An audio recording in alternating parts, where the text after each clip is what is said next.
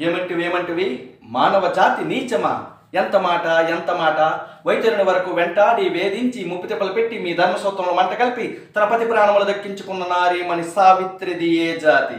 మా నవజాతి. తన భక్తితో సాక్షాత్తు పరమశివుణ్ణి ప్రత్యక్షంగా గావించి మీ పాశమును సైతం గడ్డిపోచక నుంచి ప్రాణహరులైన మిమ్మల్ని ప్రాణభయంతో పరుగులు పెట్టించిన పసివాడు మార్కండేయుడిదే జాతి, మా నవజాతి.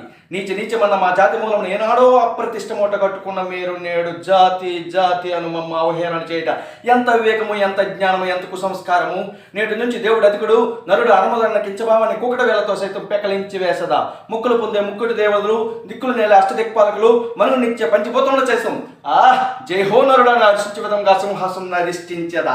స్వర్ణమణిమయ రత్న ఖచ్చితాలంకృతమైన ఈ సభా మందిరమున అకుటి సేవా పరివార సమూహ మధ్యమమున ధర్మ నిలయమైన ఈ రౌరవమున సర్వదా శతద సహస్రత పాప పంకిలమైనటువంటి